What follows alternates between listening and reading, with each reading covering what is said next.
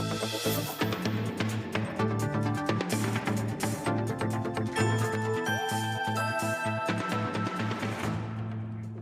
के बाद एक बार फिर से आपका स्वागत है। आप देख रहे हैं टैक्स गुरु और आपके सवालों का जवाब देने के लिए हमारे साथ हैं जानी मानी टैक्स एक्सपर्ट गौरी चड्ढा। गौरी, अगला सवाल हमारे पास गाजियाबाद से आया है। ये हैं सुदर्शन जी जो फोन लाइन पे जुड़ चुके हैं। सुदर्शन जी नमस्कार। नमस्कार लक्ष्मण जी। नमस्कार गौरी मैम। आपका नाम बहुत अच्छा है सुदर्शन जी, है ना? सिर्फ सुदर्शन लिखते हैं। धन्यवाद। हाँ, बहुत अच्छा नाम है जी। बताएं टैक्स गुरु में कैसे आप आए? जी, मेरा प्रश्न है मैम से कि मेरी कंपनी गुरुग्राम से शिफ्ट हो रही है हैदराबाद। तो वो लोग मुझे वन टाइम एक लमसम रिलोकेशन अलाउंस दे रहे हैं। ठीक है। सो जिसके लिए कि कोई एक्चुअल बिल सबमिट करने का भी कंपल्शन नहीं है मेरे ऊपर। तो मेरे इसी संबंध में दो प्रश्न थे।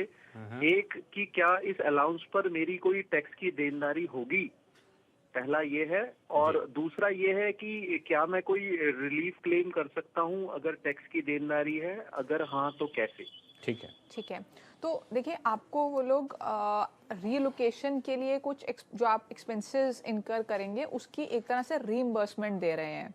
तो अगर तो ये रीइंबर्समेंट की नेचर में है। अब रीइंबर्समेंट का मतलब क्या है कि आपने सपोज कीजिए कोई खर्चा किया और आपकी कंपनी ने उसको पे कर दिया, तो आप इसको रीइंबर्समेंट की नेचर में ही लीजिए।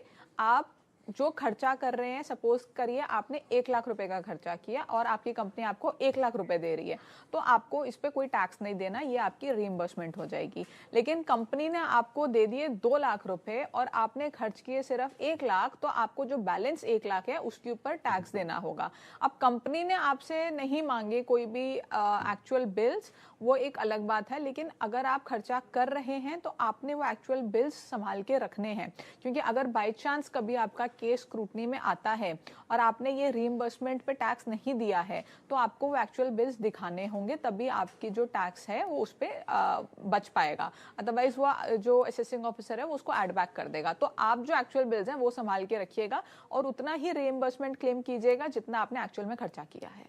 अब चलते हैं पुणे, जहां से मुकेश आनंद जी फोन लाइन पर जुड़ चुके हैं। मुकेश जी नमस्कार, क्या सवाल आपके पास? नमस्कार जी। नमस्कार। पहले तो मैं आपको बधाई दूंगा, आपका बहुत बढ़िया प्रोग्राम है। बहुत बहुत धन्यवाद। हमारे जैसों के लिए बड़ा फायदेमंद है। तो अगली बात ये है कि I am a senior citizen. ठीक है। And the question is about the sale of property which my parents built in 1971। अच्छा। And by will it has been left to the 3 sons. 2 are NRIs and I am in India. I am planning to sell the house in financial year 23-24. Okay. I need to ask few questions. हाँ बताएं। क्या मेरे को एक separate account खोलना पड़ेगा जो proceeds आएंगी शेयर की, या एग्जिस्टिंग जॉइंट अकाउंट में मैं उसको डाल सकता हूँ? ठीक है, गौरी जी क्या कर सकते हैं? देखिए, सबसे पहले तो जैसे आपने बताया वो प्रॉपर्टी विल के थ्रू आप 3 लोगों के नाम पे है। तो जब आप इसको प्रॉपर्टी को बेचेंगे तो आपके ऊपर आप पहले तो इंडेक्सेशन करेंगे, आप अपना कैपिटल गेन कैलकुलेट करेंगे और उसके बाद जब आप उस प्रॉपर्टी को बेचेंगे तो तीनों के अकाउंट में जिस भी परसेंटेज पे आप होल्डिंग रखते हैं उस परसेंटेज में आपके अकाउंट में पैसा आ जाएगा। वो पैसा डायरेक्टली आप अपने जो भी आपका रनिंग अकाउंट है, आपका सेविंग्स अकाउंट है, एनआरओ एनआरई अकाउंट है, उसमें एनआरओ अकाउंट, उसमें आप ले सकते हैं।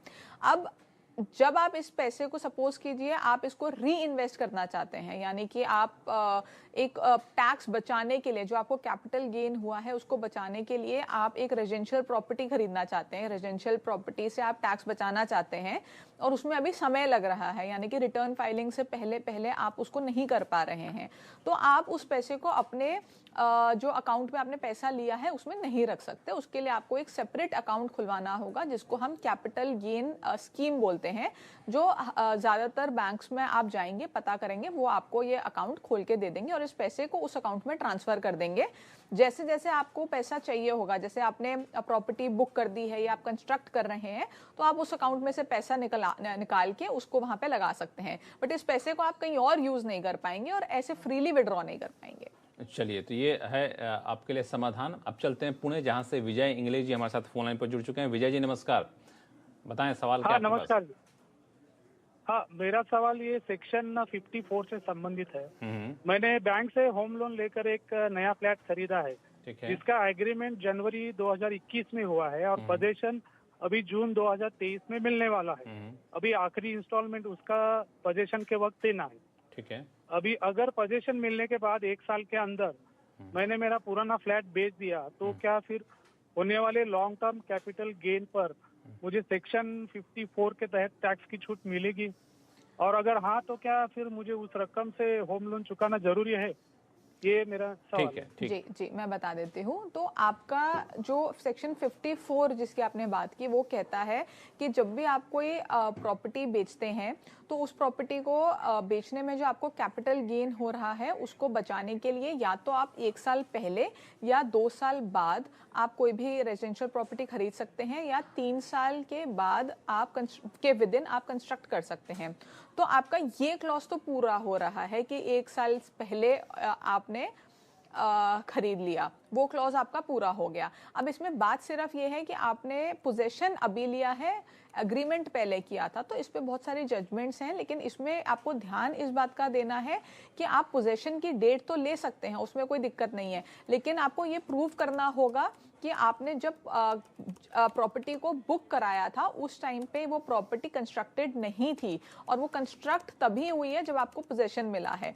उस केस में आप डेट ऑफ पोजेशन को अपना डेट मान सकते हैं और इस केस में आप अपना कैपिटल गेन बचा सकते हैं। इसके अलावा जो आपने बोला कि आपको उस पैसे को इन्वेस्ट करना है, तो देखिए आपने पहले से भी कुछ पैसा अगर उसमें लगाया है तो कोई दिक्कत नहीं है। आपको सिर्फ इस बात का ध्यान देना है कि सेक्शन 54 जो कहता है जो कैपिटल गेन का अमाउंट है, पूरी प्रोसीड नहीं, जो आपकी कैपिटल गेन का अमाउंट है वो इन्वेस्टेड होना चाहिए। अगर वो इन्वेस्ट हो गया है तो इस पैसे को जरूरी नहीं कि आपको उसमें इन्वेस्ट करना है, कोई दिक्कत नहीं है अगर पहले से आप कर चुके हैं तो। चलिए, तो फिलहाल वक्त है छोटे से ब्रेक का। ब्रेक के बाद बताएंगे कि अगर इस महीने आपकी सैलरी कट कर आती है टैक्स की वजह से तो उसको वापस पाने का क्या तरीका है, बताएंगे छोटे से ब्रेक के बाद।